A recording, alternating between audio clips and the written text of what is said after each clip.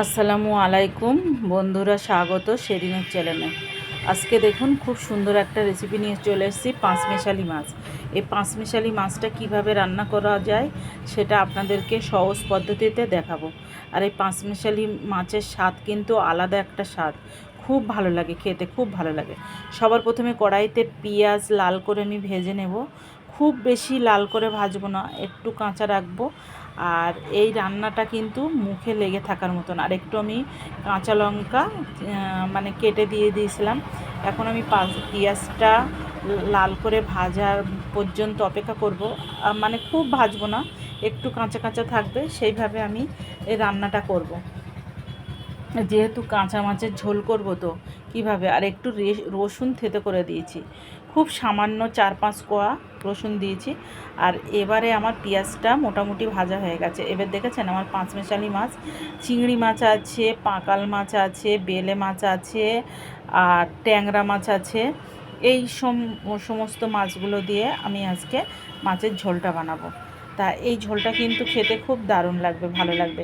তা আমি সবার প্রথমে চিংড়ি মাছটা দেব। যেহেতু চিংড়ি মাছটা কষে রান্না করতে হয়, ওই জন্য পেঁয়াজে আগে চিংড়ি মাছটা দিয়ে একটু নাড়াচাড়া করে নেব। আর বেলে মাছটা তো দেওয়ার সঙ্গে সঙ্গে আপনার হয়ে যায়, ওই জন্য কোনো সমস্যা হয় না।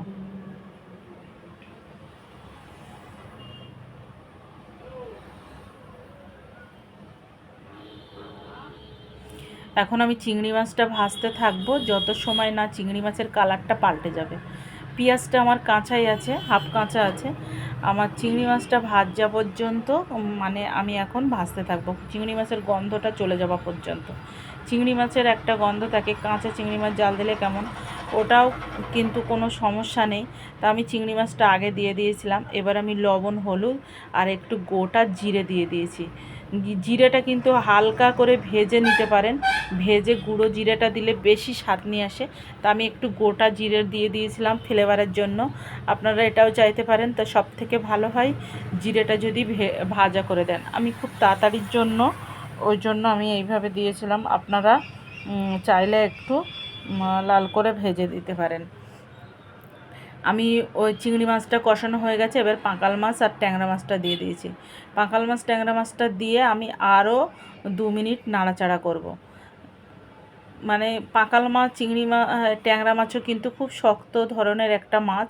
এ মাছটা সহজে ভেঙে যায় না, ওই জন্য আগে এই মাছটা দিয়েছি। বেলে মাছটা কিন্তু দিলে সঙ্গে সঙ্গে ভেঙে যাবে, এত সময় নাড়াচাড়ি করলে বেলে মাছের কোনো কিছুই থাকতো না, ওই জন্য আমি আর খুব অল্প করে, মানে খুব পরিমাণে কম রান্না করেছি। যেহেতু আমি আর আমার বর খাবো, অল্প মাছের ঝোল হলেই হয়ে যাবে, ওই জন্য সেইভাবে আমি রান্না করেছি।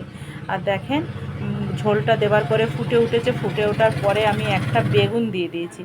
বেগুন দিয়ে রান্না করলে কিন্তু আরও সুন্দর একটা স্বাদ নিয়ে আসে। আর খালি আমি এই ঝোলের উপরে একটা বেগুন কেটে দিয়ে দিয়েছি, একদম কচি, খুব সুন্দর একটা বেগুন। আর বেলে মাছগুলো দিয়ে দিলাম, দিয়ে আমি ঢাকা দিয়ে রাখলাম 10 মিনিটের জন্য। দেখেন মাশাআল্লাহ কত সহজে রান্না হয়ে গেছে, খুবই সুন্দর কালার চলে এসছে, আলহামদুলিল্লাহ অনেক সুন্দর। ওপর থেকে গরম গরম ভাতের সঙ্গে যদি এই মাছ ঝোলটা খাওয়া যায় দারুণ লাগবে। আপনারা একটু মরিচের গুঁড়ো উপর থেকে ছড়িয়ে দেবেন, খুব সুন্দর লাগবে।